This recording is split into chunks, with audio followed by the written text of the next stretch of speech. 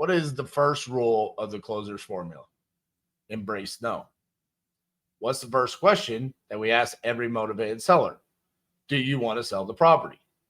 Now, the problem when you're a good closer is you feel like you could close any and every lead. This is why it's important to truly embrace no and to make sure that you're following a process, because otherwise you can end up trying to close something that you shouldn't even be attempting to close. That's what happens here. Now, this is got chock full of great examples for you to take away from.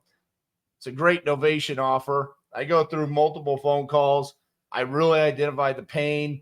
I dive deep into her situation, and I come up with a super creative offer and solution, which quite frankly, as a good closer, I feel like should have been accepted. But, spoiler, my offer is not accepted.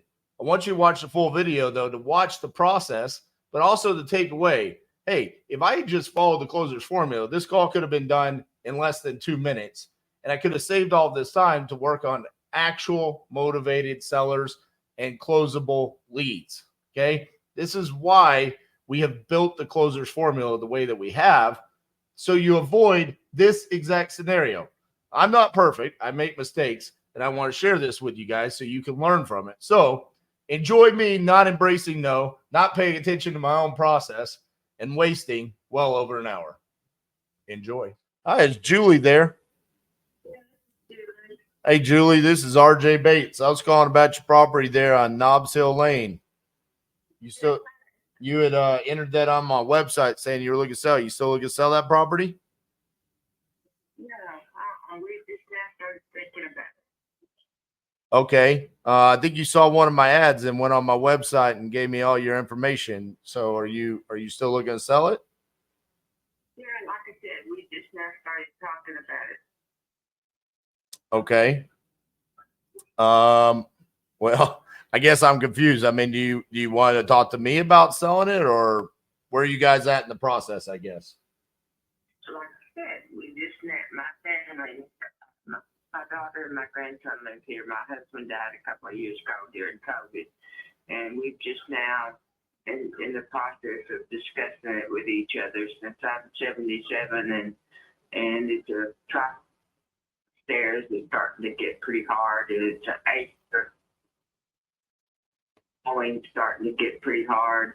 And my grandson has pancreatitis, so he has no business trying to help me take care of it.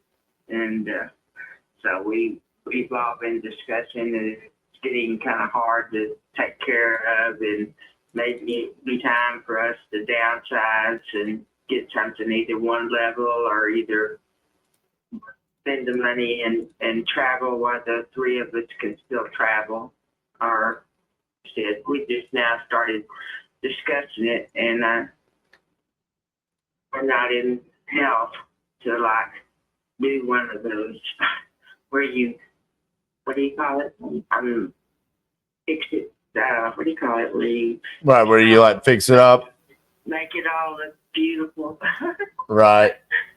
You know, and I don't really want people trampling through my house and have to. You know, I've lived a long enough life that I know what it's like to have to show a house.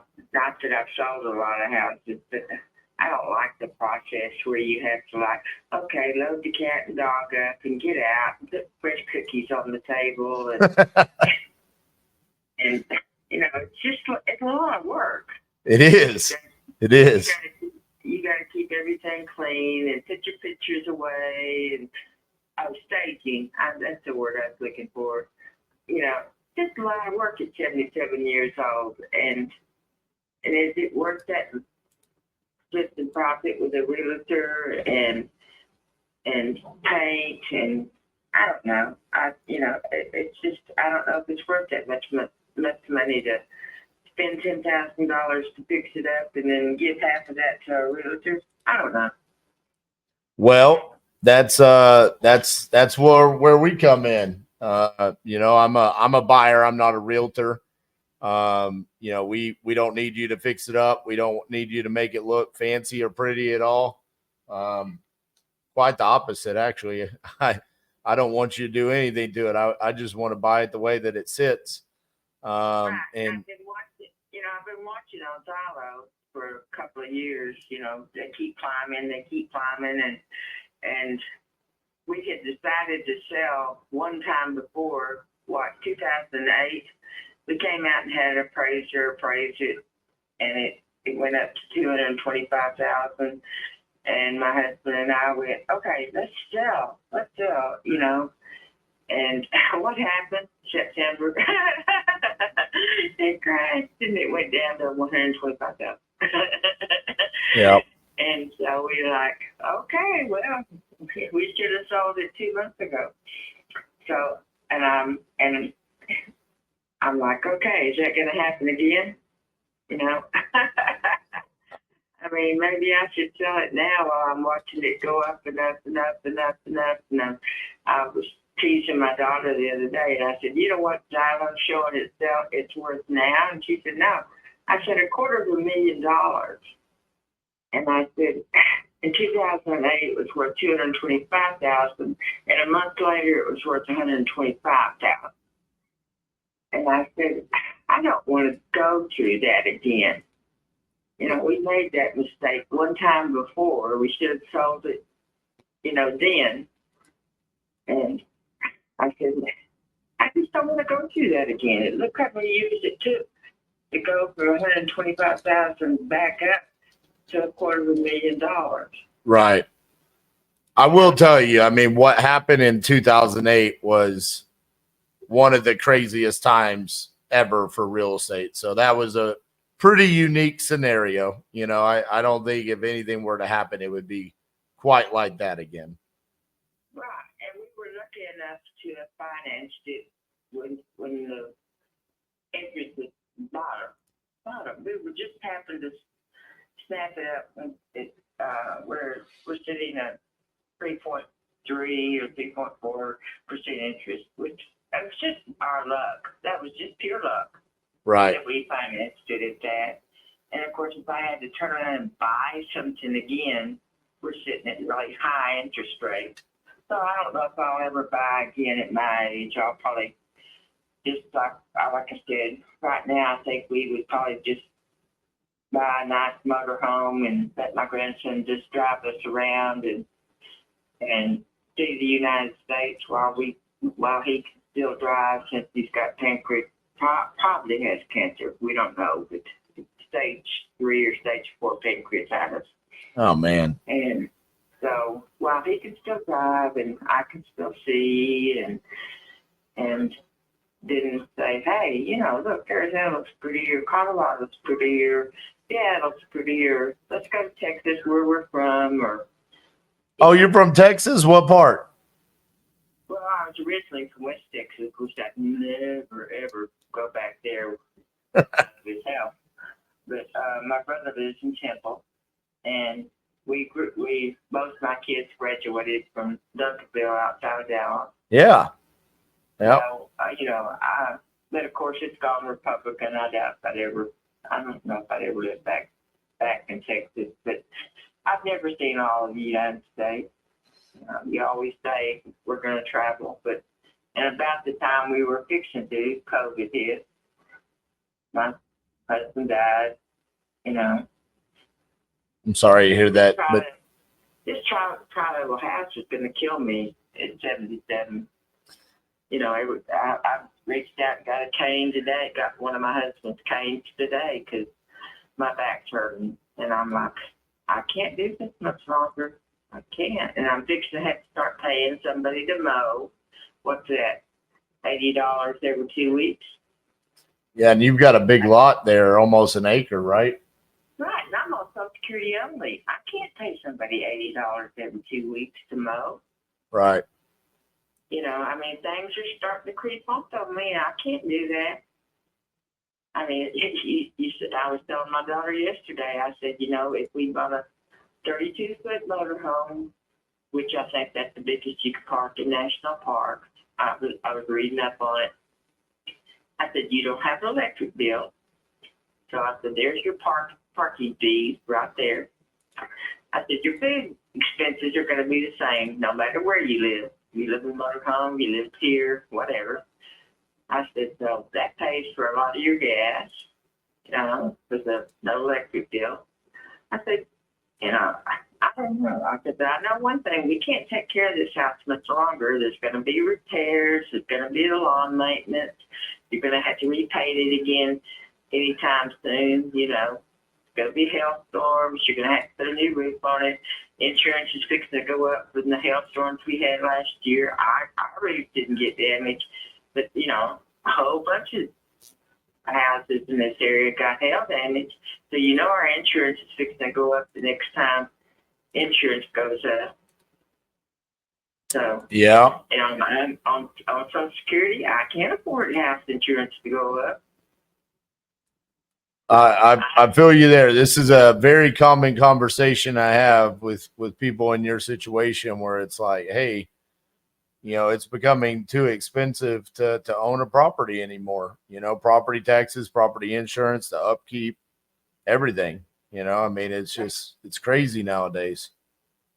And if I rented, I know rent's going to go up no matter where you go to in an apartment, but if I got in on one of those apartments that's based on your income, they can't hit me too hard because I'm on Social Security. They can't hit me too awfully hard.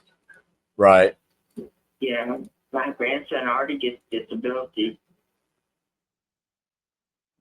So I want to verify something real quick because I'm trying to get information on the property size.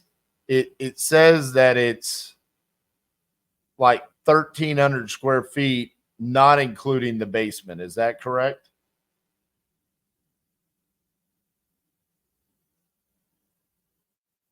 Oh, we got disconnected.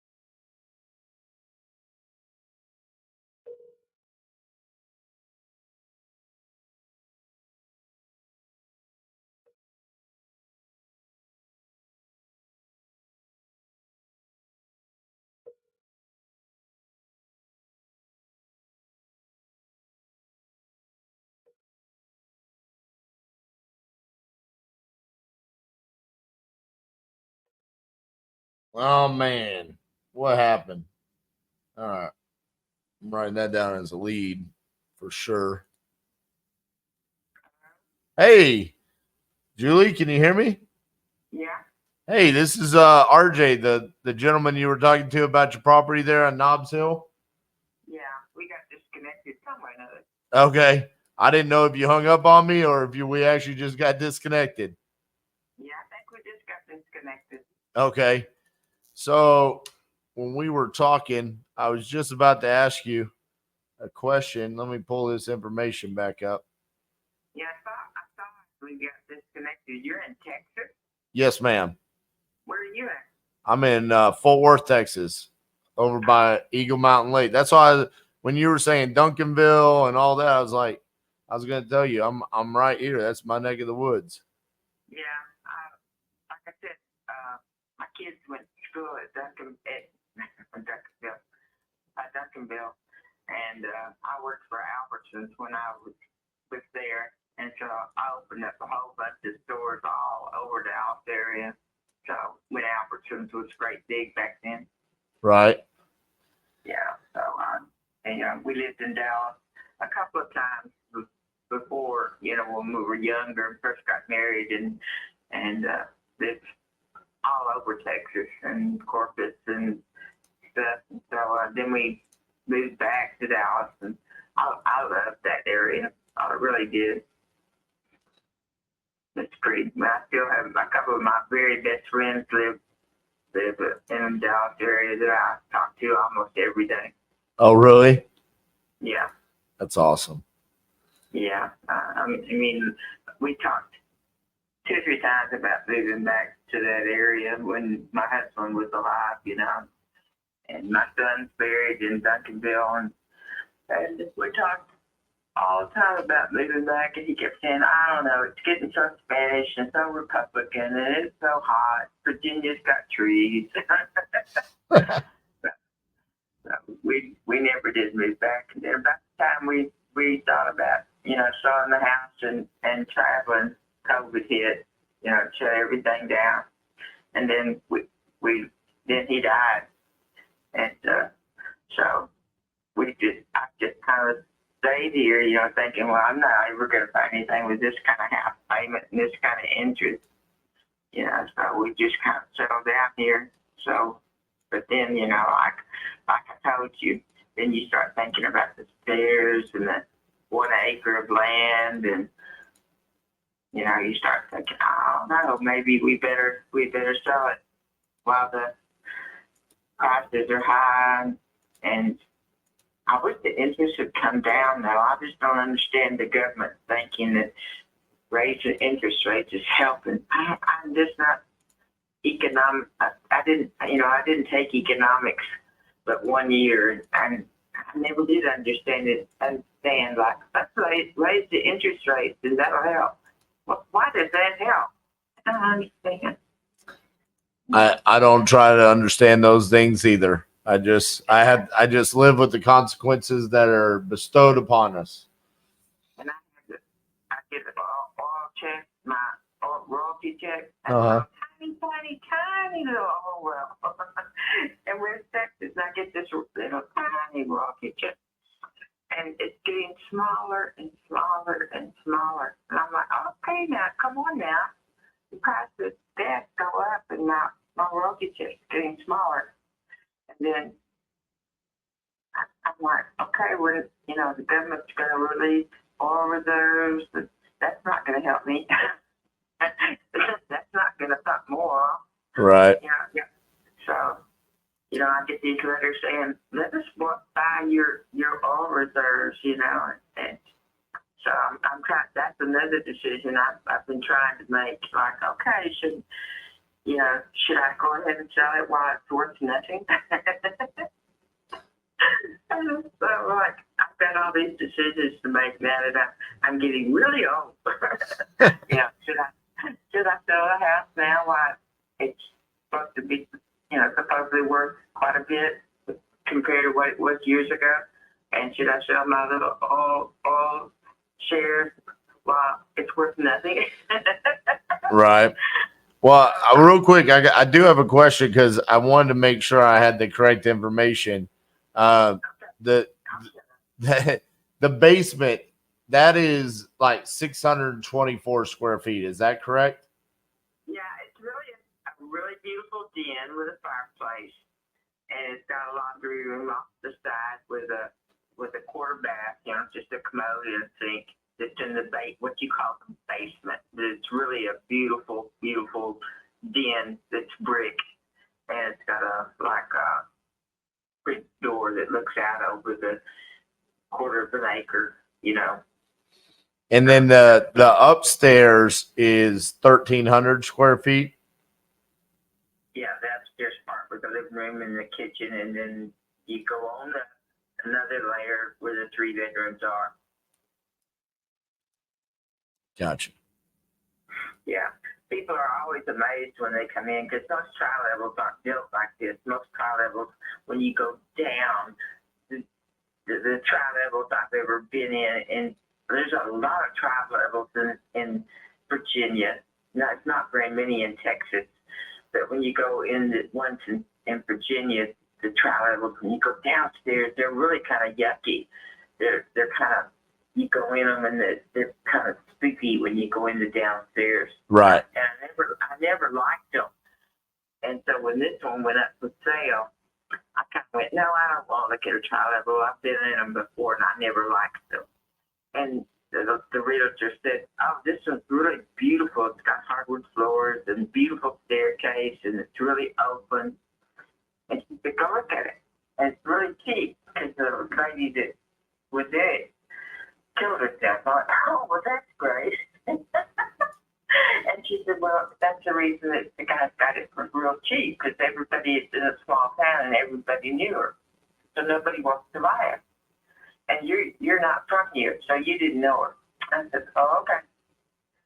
So we went and looked at it. And as soon as I walked in, I saw all these beautiful hardwood floors that had just been refinished and beautiful wide staircase.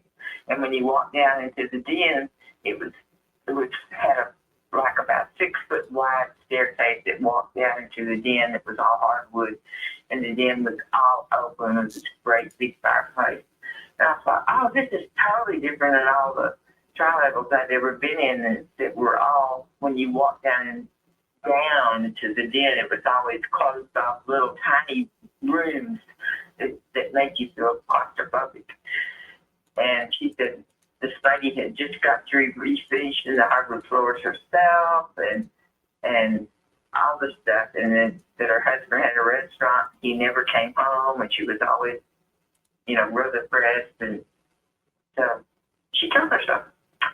And so she said, but nobody said this town only had 20,000 people. Everybody in the town knew her, and nobody in this town will buy this house. And the guy keeps going down the price. And so I said, well, so we bought it for $125,000. So I said, okay. So I walked around with sage and a Bible, and I opened all the windows, and I said, Patsy, I'm going to take really, really, really good care of your house. If you want to haunt somebody, go haunt your husband and not me. And the weirdest thing was, he asked if we'd take the little board where you measure your kids' right. And that he could have it.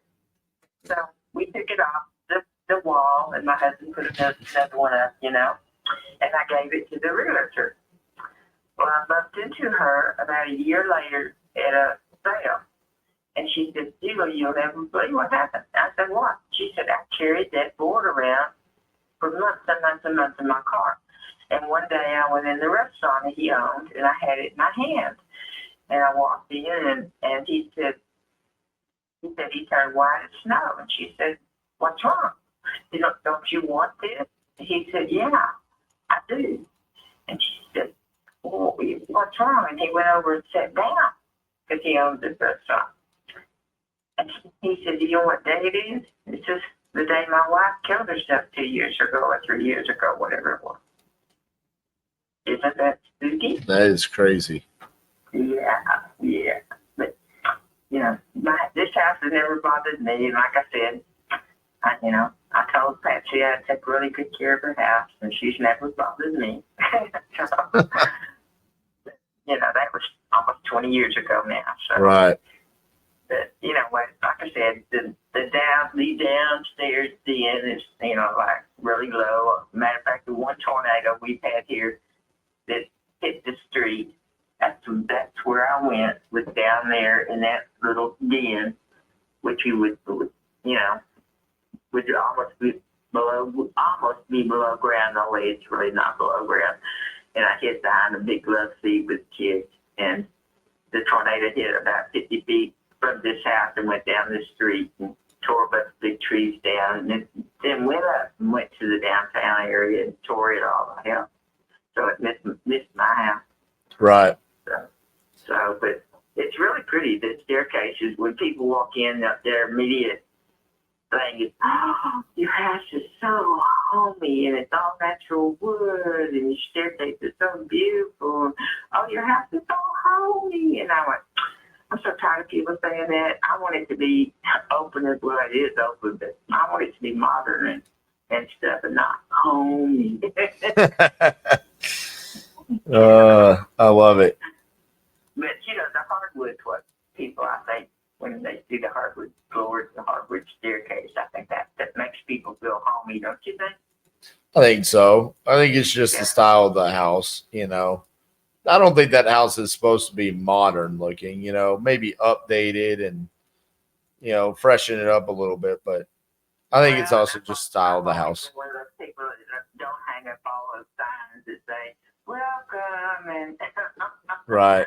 all that kind of stuff. The only thing I have that's kind of like that is I have a real rope that came from Texas, real lasso rope that has blue bonnets on it.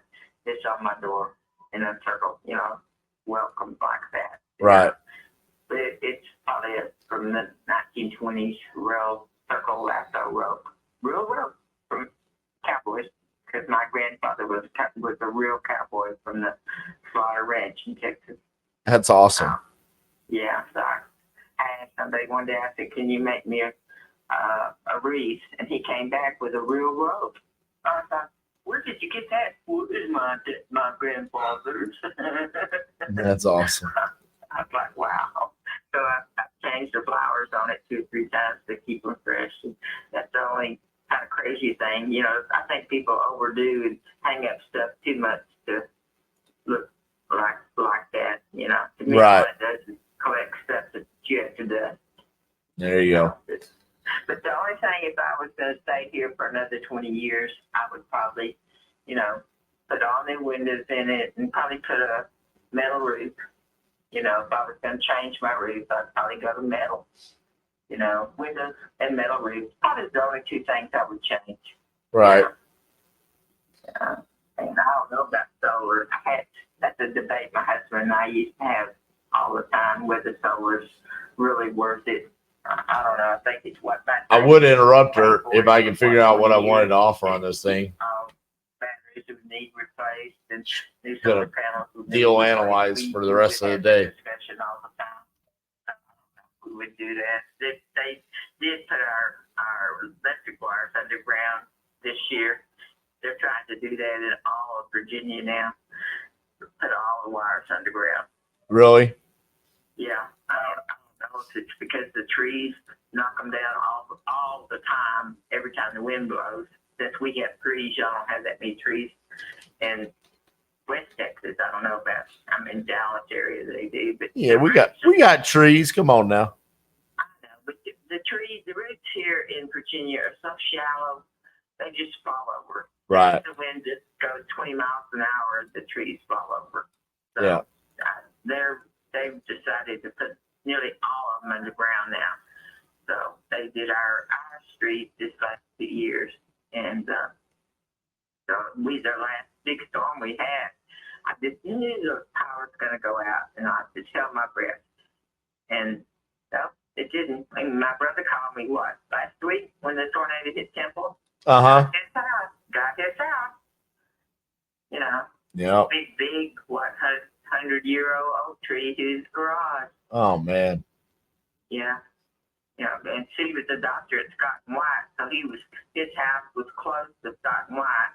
And I Googled where that tornado track went, and I knew as soon as I saw it hit the mall close to Scott and White, I knew it had to have got his house. And I couldn't get him to answer his phone for about 3 days, and finally he goes, well, got my garage and got my tree and no power, So,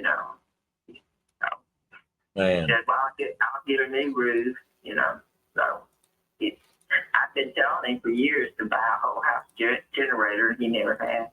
I'm like, come on now, you got the money. You were a retired doctor. You got the money. Right. Yeah. You remind me of my mom. You sound just like her when she talks. Really? Yeah. You said you were in Duncanville. When were you in Duncanville? My kids graduated at 84 and 85, something like that, 84, 85. My mom lived in South Grand Prairie, probably in the 60s and 70s. Really? Yeah. The year we got married in 63, and we left West Texas and went, we're going to Dallas. And we lasted about 2 years, and then went Right. And then we like, okay, we're gonna did that for a couple of years. And that was awful. Then we moved to Corpus for a few years, 5 or 6 years, and then Harry's Hot Rod. I don't even know if you were old enough to remember Harry's Hot Rod. Offered my husband a job, and he worked with Harry's Hot Rod for a long time. That's when I went to work there out. No, I don't remember that one. So let me ask you real quick on the property. This whole time I've been trying to look up information on it. So first of all, I know that you're still trying to decide if you want to sell, right? Yeah. What I'm really struggling with is, do y'all have to make some outlook, or y'all just go by the taxes and Zallo, or what do y'all do? yeah, so it's my decision, right? And so I need to have a conversation with you, get as much information to then decide what we could offer on the property. And then at that point in time, if you were to say yes and sign a contract, then we come out, we walk the property, do our inspection, and say, okay, we're good to move forward. Or no, we found all these things and this is the price that we need to be, and then we would close. So that's kind of our process. It's very similar to how like Open Door does their purchases. That's where kind of the idea came from. Same process they do. Now that being said, square footage is kind of my biggest concern on this. It says that the house is 1,300 square feet, but I don't think that's including the basement.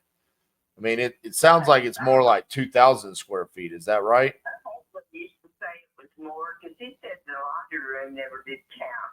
I never did understand that because he said it wasn't finished, even though it's part of the house, inside the house.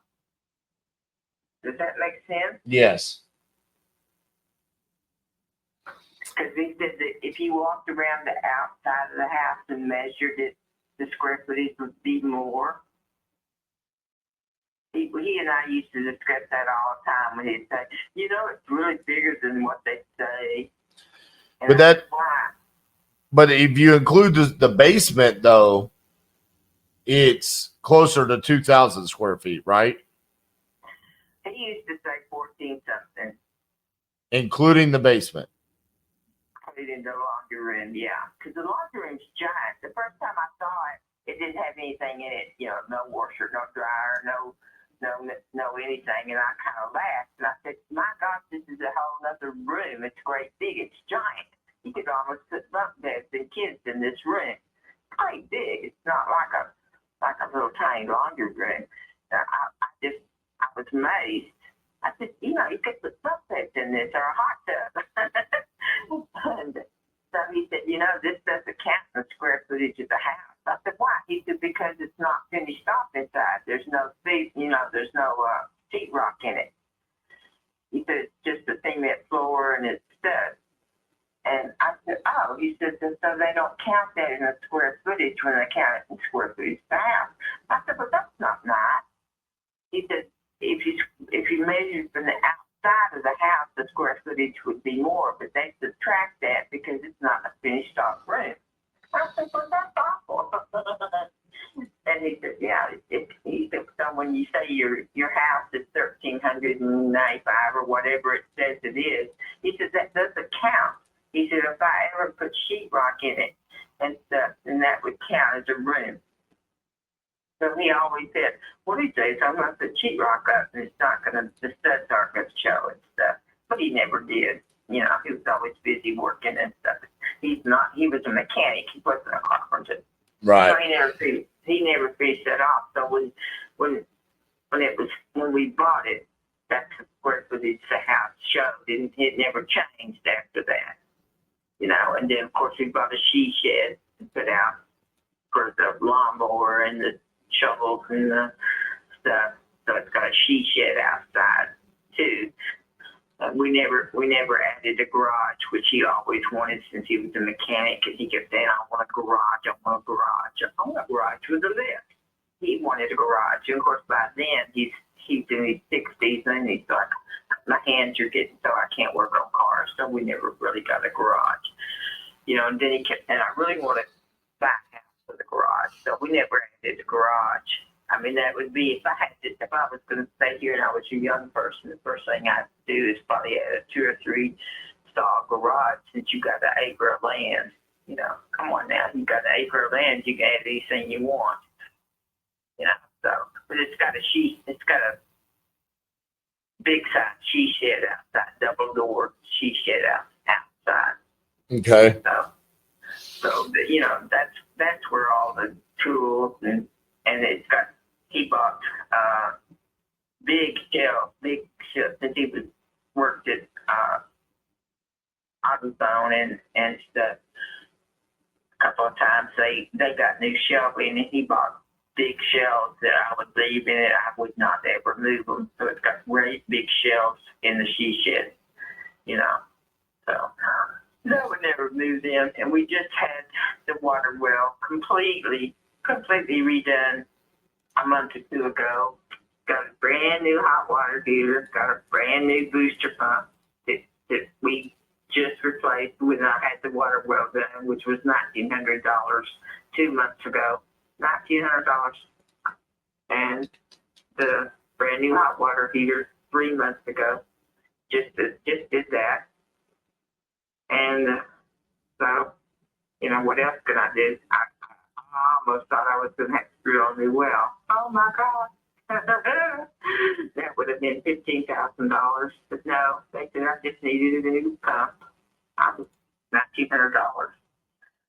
So, and that helped make my decision. I'm like, oh my God, I can't keep doing this on my little Social Security check. I can't keep doing this. And you and I both know if you own a house, you are going to keep doing this. Oh yeah. Oh yeah. And I can't keep doing this on Social Security. I can't. And every few years, something's going to break. A new roof, do something going to happen. And I can't. All right. But anyway. So my question to you is, how much do you need for this property? As much as I can give. That's going to be my last thing I have in my life. You know, and I'm very healthy. I mean, there's nothing wrong with me at all.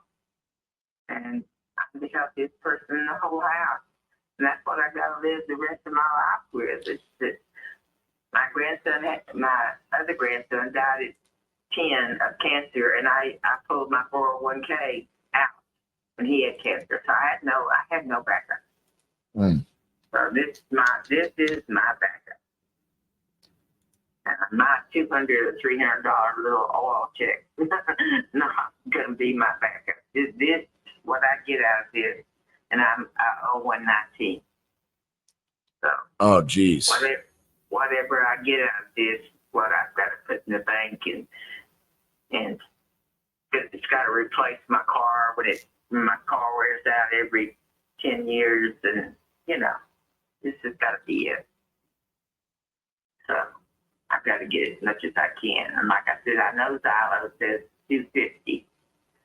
So I'm not that dumb. I know what it says. And it keeps going up about $200 a month.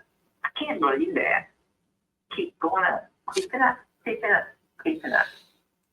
Yeah, I mean, I see what that says online. And the county I'm in, let me tell you something about our county. Our county I'm in has really, really, really rich houses, $500,000 and up, and trailer houses and nothing. That's it. Right. I mean, if somebody wants to move out here to Amelia County, which is right outside of Richmond, about 20, 30 minutes away. If you want to move away from Richmond, get your kids out here to go to school where there's no drugs and no gunshots, you move out to 1 or 2 counties outside of Richmond. Okay, you've got a choice when you move out here. You're either going to pay $500,000 around that, or you're going to live in a trailer house. 1, 2. And every time you look for houses for sale out here, there's probably about 20 or 30 houses, and there's not very many when you look on Zillow. There was a new house that went for sale up the street this week that I drive by every day, and I was shocked the other day because when the sale went up, sign went up, I was like, oh, I wonder what that one's going to be. You know, I figured it was going to be about 300,000. When I saw the sign and I looked it up, I was like, 450. I was shocked. I was like, wow, 450. That little house up the street's going for 450. You're talking about the one on Amelia Avenue? Yes, yes. I was shocked. I was like, oh my gosh. And then I pulled it up because I knew what it went for when it sold the first time. Well, they've improved the backyard, and they've added a little fountain, and they've added some stone walkways since they bought it 2 or 3 years ago, whenever they bought it. I thought, well, yeah, it does look better. They've done some little yard work to it, but the inside, they hadn't done anything to it since they sold it the last time. But I was shocked. I was like, oh, Craig, you know, I lived here when that house was built. I know what it looked like, and I know what it sold for then. I know. So that's part of the problem with that property. Like, there's 3 things that are hurting that property in comparison to yours. One, that property was built in 2007. 2, it has 2.23 acres, so it has more land. And then 3, it's 1,891 square feet, so it's 400 or 500 square feet bigger than yours. Just shocked what it went for. You know, I mean, I was like, wow, did it go up since they, I mean, I remembered what it sold for in 2007 and what it sold for now. I couldn't believe how much it had gone up, you know.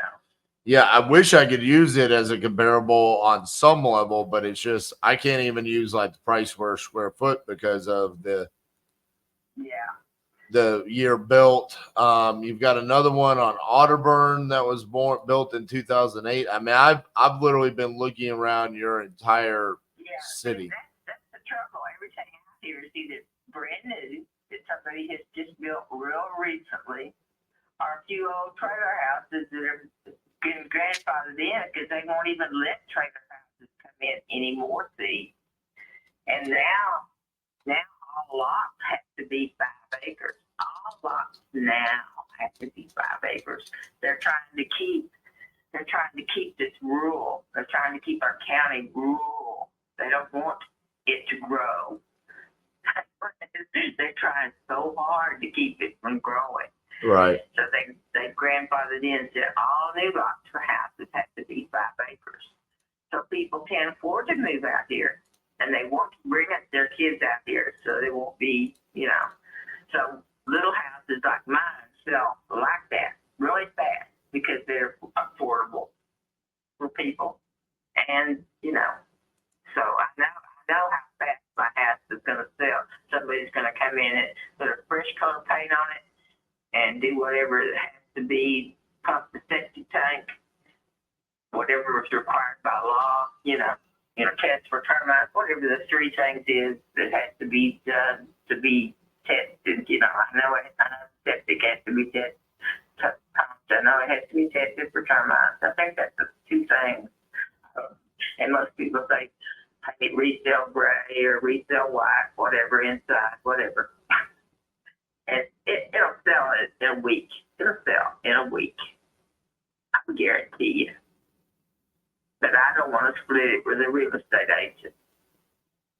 I can do that. I can have some guy come in and say, put all your pictures away, bake some cookies, and you know, rent one of those little pods and put all your junk away and take your pets and go for a ride and have a real estate agent walk in. But I don't want to do that. I really don't want to. You know, I can do all that work, and I can hire painters to come in and, you know, $500 a room or $300 a room and paint every room resale gray or kitchen or country white and do it. So I don't want to.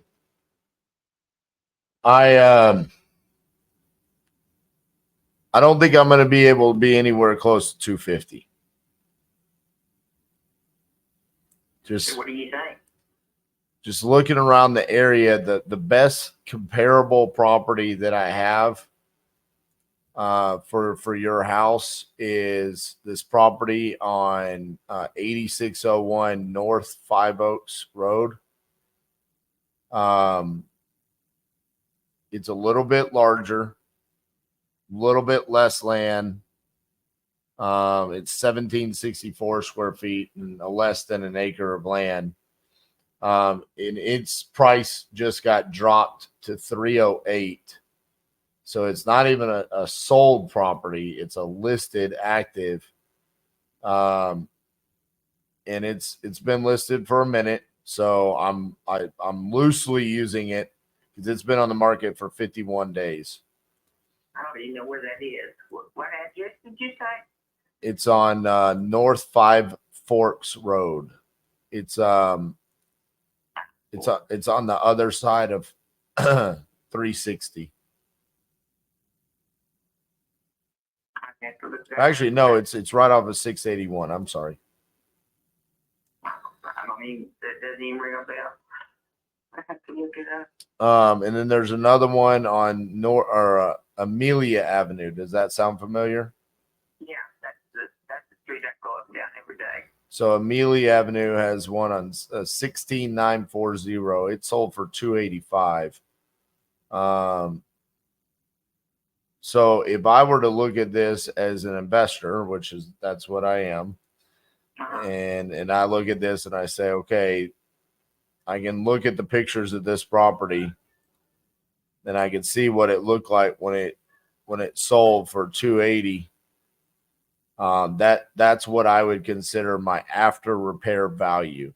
So that's what the property could be worth once I fix it up. And then I have to reverse engineer from there. What do I have to put into the house to make it worth that? I have holding costs and closing costs, and I want to make profit. And so that's what I'm saying. I mean, I also I know how important this is to you because it's basically your life savings.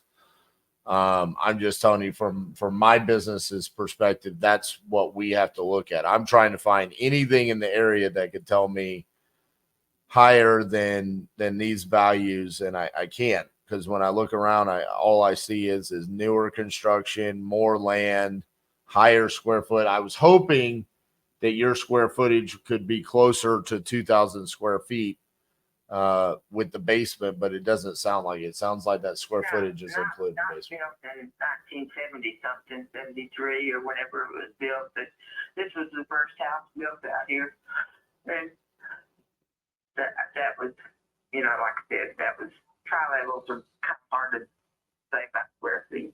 Right. So, I mean, the other thing is it sounds. I guess my question is. And I've been trying to think about the best way to say this is it's like, because you're a sweetheart and I don't want to come across as rude. I want to know if I can, I just want to know if I can help you or not. I've also owned businesses all my life. I know what you're saying. Yeah. I mean, are you motivated enough to sell it for a discount, or do you want to try to hold on to it for as long as possible to get as much money as possible? I guess that's kind of where. Because the way I always look at it is for me to be able to be a solution for someone, the two things that I need is I need someone to be willing to be in a position that the property needs to be sold for a discount. And then I need them to be motivated enough to sell it, to be on it for a discount. Right. And so I quite frankly can't tell if you have that motivation or not. I have the motivation, but like I said, we just started this discussion mostly since we found out about how bad this pancreas is, and I already knew I didn't want to keep going up and downstairs. So we just started this discussion, and I knew I didn't think I felt it enough for me to do the work to stage it and stuff. I mean, I knew if I was 20 years younger, I would myself would paint the rooms and pack the stuff up and say, okay, I can stage it. I can call it agent, or either put a for sale by owner sign up and say, okay, I can do all this work. But Right. at 77, I don't want to do that. And if I can come close enough to have somebody like you buy it without me having to do all that work and pay an agent and get the same price as that. You know what I'm saying?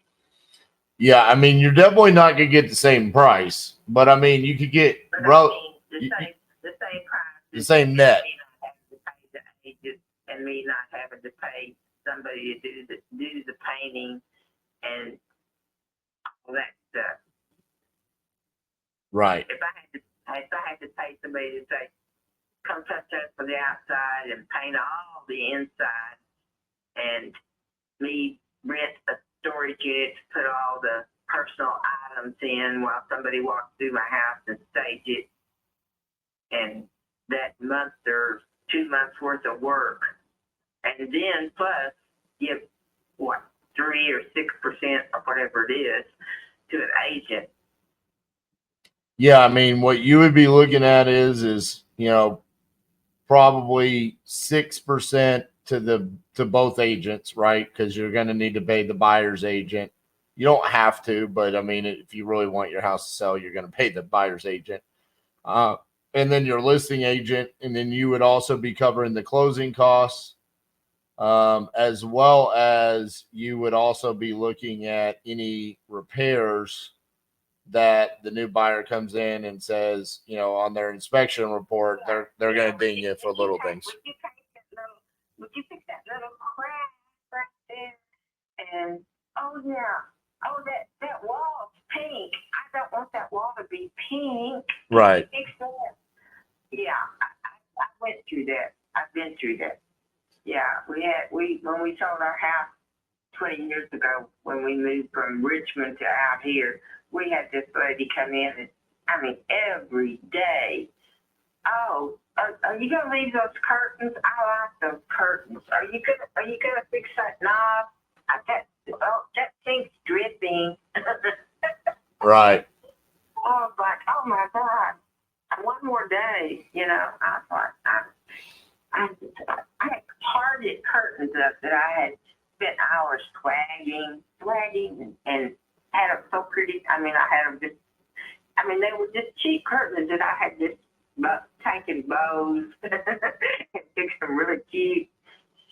The day I moved out, I tied those bows and straightened them all up so they weren't swagged off pretty. So help me God. I left the curtains, but they weren't cute. So let me ask you this. The most important thing to you is getting as much money in your pocket as possible, correct? Right. Without me spending money. Without you spending money. Okay. Right. So. And not physically doing the work. Like I said, already, last month I already spent $1,900, and the month before $600. And I'm like, okay, now this is getting kind of like, what's next? New roof? What's next? New roof? When the hailstorm comes, and when hurricane season comes, starting June 1st, 13th season starts? Yep. Yeah. Okay. So what's next? So the best solution for you in this scenario is what's called a novation. So what a novation would be is we come to an agreement on it's up to us on how we want to do it. It could either be a percentage, it could be a fixed dollar amount, it could be whatever we want, or just a fixed dollar amount for you, or a fixed profit percent for us on the backside.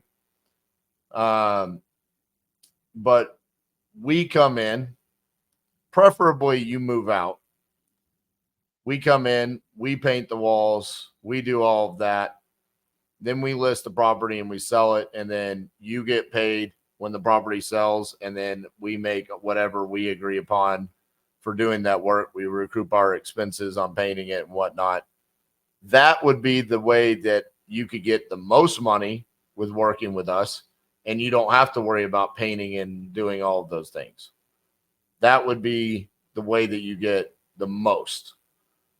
If you're truly motivated and you're like, I really don't even want to do that, I just want to get my money and get out, then that's where you're looking at selling for a pretty significant discount from the dollar amount that you have in your mind. I don't necessarily know that it's a significant discount overall. I just think it's based off of what you're seeing online and stuff. It would be a much lower number than that. But you would still walk away with money, just not the number that you have in your mind right now. So like the first option, so like if you come in, let's say you're the flipper. Yep. Whatever you want to call it. You're the one that fixes it up and fixes whatever's wrong and whatever gets the most money. Let's say after you fix everything, paint everything, and or whatever y'all think of, wow, I'm gonna go ahead and fix this so it gets more money. Right. And then while I'm out of it, let's say I go ahead and buy a motorhome. Right. I stay in the motorhome and I'm gone. It pays the mortgage payment. That's negotiable. It could be you or it could be us. Obviously, every time you want me to do something, I want to make more money. So the least amount of work you want me to do, the less amount of profit I want to make. But if you want me to do that, well, then there's a price tag that comes along with it. Does that make sense? Yeah, sure. I mean, if you're like, hey, I want you to make the mortgage payment. Okay. Like we become partners in a flip. Exactly. That's exactly what a novation is. Yes. Right. I So, understand that. so yeah, I mean, if you're like, hey, this sounds really good, but I don't want to make my mortgage payment anymore. Okay, we can work that out. But then when we talk about how much money I'm going to make on the backside, you're going to be giving me a little bit more money for that. Like I understand that. Like we become partners in a flip. Yep. Like I don't have the money to doll it up to make more money as a flip. Like when you watch these programs where somebody comes in and says, hey, I can fix your house and we can flip it. Correct. And I can spend $20,000 and you're going to make $40,000 more because I spent $20,000. That's what I'm looking at. What I'm looking at is I think if we come in and we can fix this up, we might be able to get somewhere in the range of $285,000 to $300,000. You know, there's a repairman that came. I had a window pane fall out about a month ago. Just fell out because the caulking wasn't there. Right. And he goes around and repairs. He's just a handyman. He goes around. Matter of fact, I saw an ad the other day that he put a metal roof on somebody's house, and I thought, I didn't know he did that. And so I messaged him, and I said, if you fixed everything on my house, because he was so in love with my house when he was there. He thought, oh my gosh, I didn't know your house looked like that inside. Like one of those people. It was, your house is so homey. And I said, you saw my house the other day. If you came in and you fixed everything, you painted it and fixed everything, what did you think my house would sell for? He said $285. That's exactly what he said. Yep. I said, you're kidding. And he said, you know, if I had the extra money, the very first thing I would do is put all the windows in it. And he said, but windows have gotten so expensive. I said, I know. I priced them 10 years ago and I priced them now. I said, they're really expensive. And I said, 10 years ago, my husband probably could have done it himself. It might have taken me 30 minutes, but I eventually got the ARV. Thing I would do to a house, put new windows in it. I said, but I don't have the money to do that to make this house more modern than a 1973 house. That's the very first thing I would do to this house. And I said, because then when people come in, they would go, oh, it's got new windows? Mm-hmm. I said, because that would immediately go, oh, and it's got a new water well, you know, pump in it. It's got a new hot water heater in it. And it's got brand new cussy gray, whatever. Because you and I know nothing. Paint, nothing. Right. The new windows would sell this house. Because it just excites people. Oh, it's got an acre of land. It's at the very end of the street where there's no traffic. And this street looks like it's got trees just bent over when you drive through it.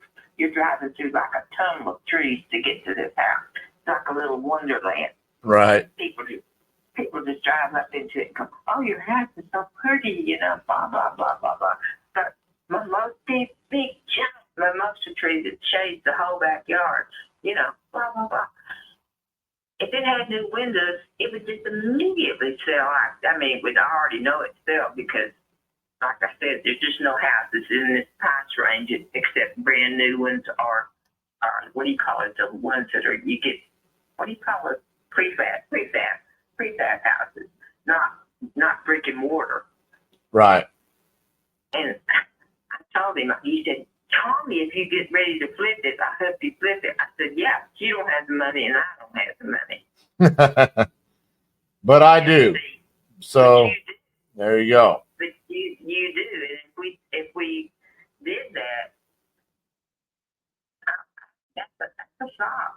If I went and just went ahead and moved out, packed and sold, just went ahead and got rid of everything that I don't want to keep the rest of my life, my kids don't want to keep, and just bought a 32-foot motorhome and said, okay, y'all have it. You and I can just get as much as you want. So what I was thinking there is we come in, we do the work, we sell it for $285. We would obviously have to pay the contractor. I would want to get that money back once it sells. And then because we do volume, we could get the listing agent to probably sell the property on somewhat of a discount. So a little bit less agent commissions. Law that you can negotiate now. Yeah, but that's with the buyer's agent, and we want buyer's agents showing our property. We don't want them to be not incentivized to show our property. So we technically we don't have to pay them, but we want to pay them. They're the people that are going to sell our house. So we want them to be incentivized. And then we would just have to figure out, what that number looks like profit wise for us. What I would need to look at is how much work needs to be done. How much is that going to cost? What does that investment look like? And then what kind of return do I want on investment for that? But realistically, I'm thinking if we do this, you're going to be a little bit less than what you would make if you sold it on the market for $250. But not terribly. I mean, you're probably going to be relatively close to that number. Because I'm probably going to want to walk away somewhere in the $30,000 to $40,000 range. And so if I do that, it's probably going to put the proceeds to use somewhere close to the 200, 205 range, just off the top of my head. And so if you do that, it's a little bit less than what you would make if you were to do this all yourself, but not a lot, right? I mean, you're talking about maybe $10,000, $15,000 less. That's if it's sold for around 280, 285. Right. Which we might be able to fix it up and get 300, and then that's a different story about what everybody's walking away with. But that's just me running numbers at like 285. That's a really good thought. I never really even thought about doing that. I just thought you'd call me up and say, well, this is and I looked it up the Patterson houses. I'll offer you this. And I never thought about somebody calling me up and saying I might be your partner in flipping it. Yep. I mean, realistically, we're looking at, if we were just offering you cash, it's going to be somewhere in like the 165, 170 range. That's you just getting that money and walking away. So you're talking about this is potentially a $35,000 to $45,000 difference for you. Well, can you call me back in like a week and let me talk to my daughter and my grandson and ask them what their opinion is and Absolutely. let me think about it? Absolutely. Yeah. So you do that, and then I will follow up with you in a week and see where you stand on that. Well, actually, is it possible for us to talk at the end of the week? Just give me some time to talk to them about it, because like I said, this has just kind of come up, and you think interest rates are going to go down for the buyers? What's that? Do you think interest rates for the buyers are going to go down so they're more motivated? Probably not. Really? That's sad. Yeah, I think if anything, it's going to go up right now a little bit, is based off of what I've been hearing, which is actually shocking. I thought because of the election they would go down, but it looks like it's going to continue to go up. So, but I'll be honest with you. I mean, it's not terribly impacting the market at this price point right now. It's really those higher price points where it becomes cost prohibitive. So that's really sad. So hard on new first time buyers, especially. Yes, agreed. So people is not as good credit as I have. there you go. Well, Julie, is it possible for me to call you back on Friday afternoon around like 3:30 your time? Sure. Call me back and we'll talk about it and see what they think. Okay. Okay, sounds good, Julie. I appreciate you. Thank you. All right, bye-bye.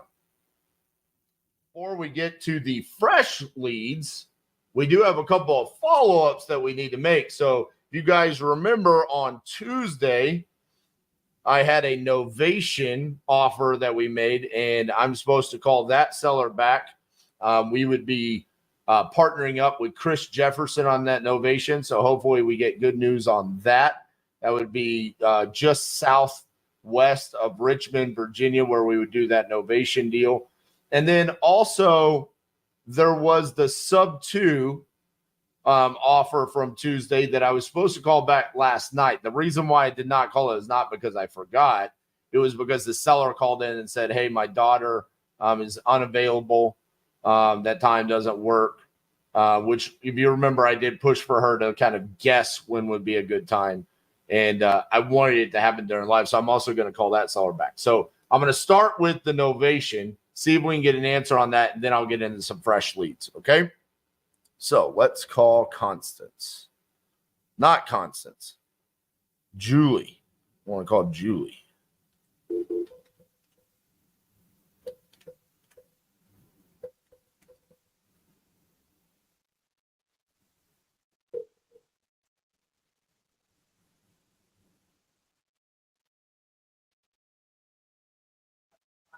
Hello.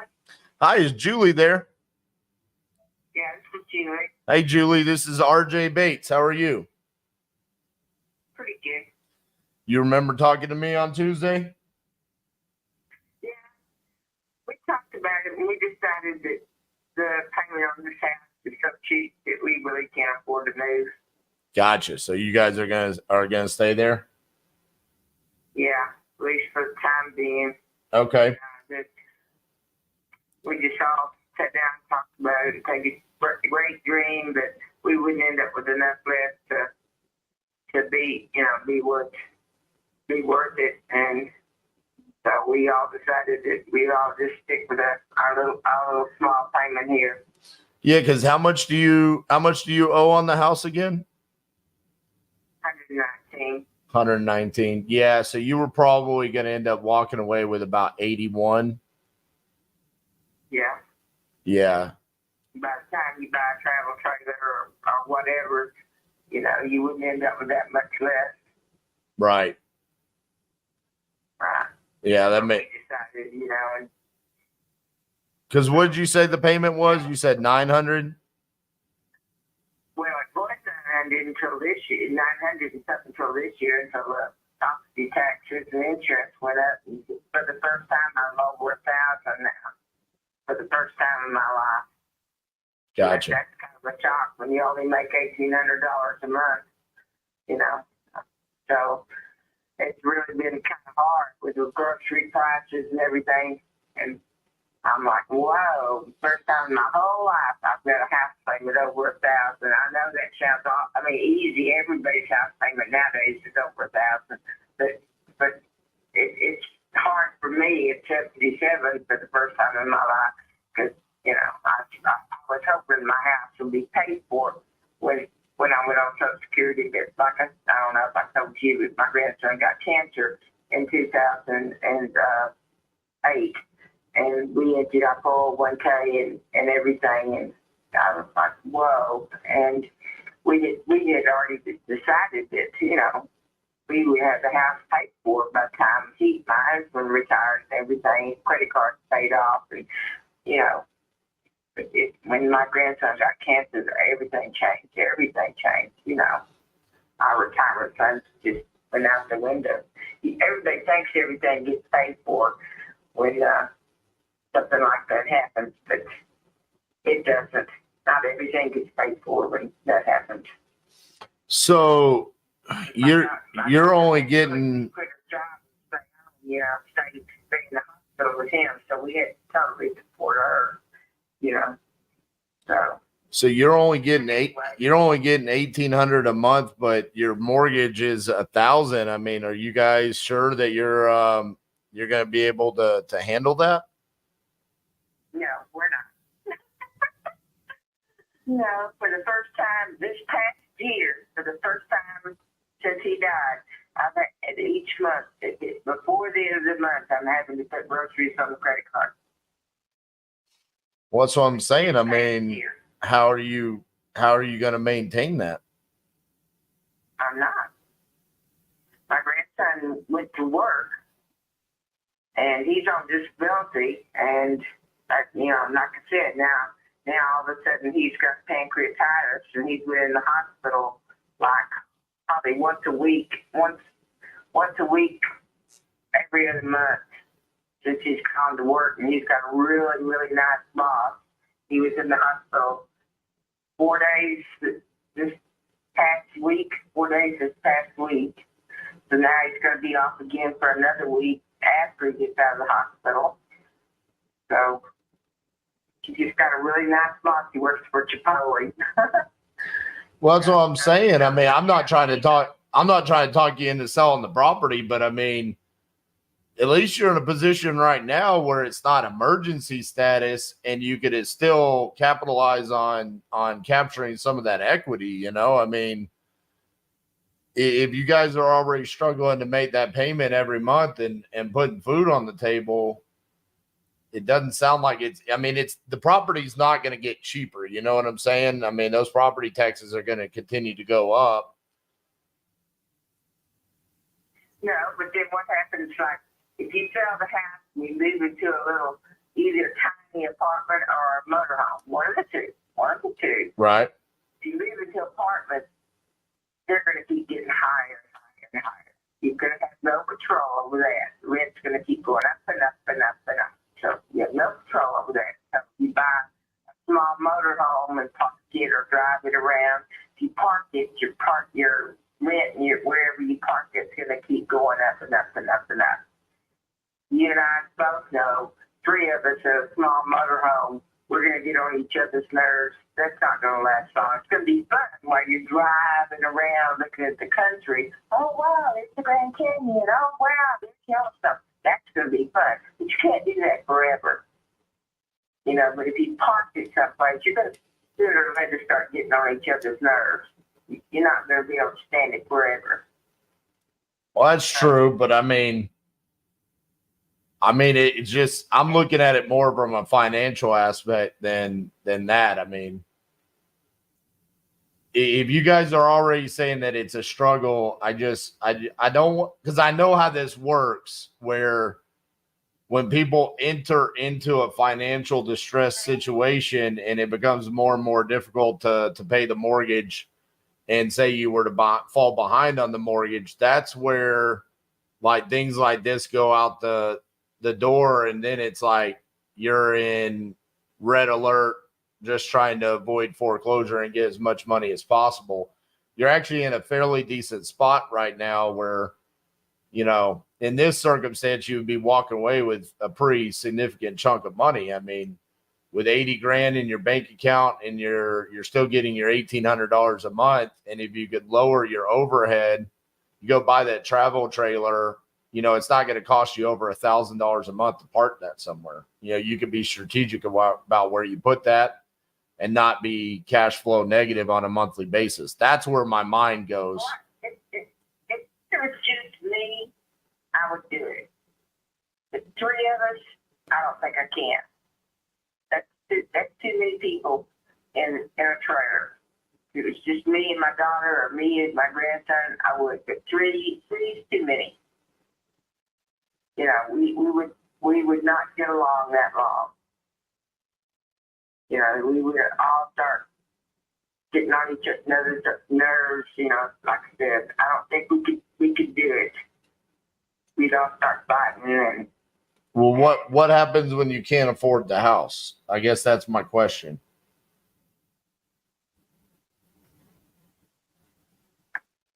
I guess we would give up everything first, before cable and all the extra stuff would go first before, and we'd just pay the house payment, and hopefully she or he would find some kind of part-time job to pay the extra. When they get so that they know I can't pay everything, they're going to have to start doing something extra. Gotcha. Okay. Well, you've got my phone number, Julie. And, you know, I don't want to try to talk you into anything. It sounds like, you know, you guys feel like this is the best situation for you. And if that's the case, then I hope that works out for you. I just, I am a little bit concerned about, you know, $1,000 a month mortgage with $1,800. That's, on the head that they can't just keep staying here without putting something in the bucket. Yeah, I mean that. You know, I think as long as my husband was alive, I don't think it ever crossed their mind that hey, pretty soon there's not going to be cable and cell phones and stuff. You know. Yeah, I mean that. This brand new cell phone every time the new cell phone comes out. No. I mean, with y'all only being positive $800 a month, I mean, that goes real fast when you start talking about water, electricity. Went through today. You know, I posted the house payment yesterday because it would be late on the 15th, right? So I posted it yesterday because I got paid the day before. Right. Yesterday, whenever $700 left, $700 left. I've still got to pay the electric bill, $300 and something. Oh my goodness. What's left after that? What's after that, too? And you and I both know that's not going to feed three people. Yeah, that's why I'm bringing this up. Is it just doesn't. This sounds like the makings of being in pre-foreclosure pretty quickly, because at some point in time you're going to say, well, I have to eat. I have to have electricity. I have to have water. I have to have a cell phone. And so that's where you start, well, all right, we're not going to pay the mortgage this week. We'll pay it next week. But oh, no. I mean, that's the rule I've had with them all along. I said the very first thing that's going to get paid is the house and electricity. I said, you know, y'all are going to have to be responsible for the cell phone and the cable and stuff. That's going to come out of his disability check. I'm not paying that.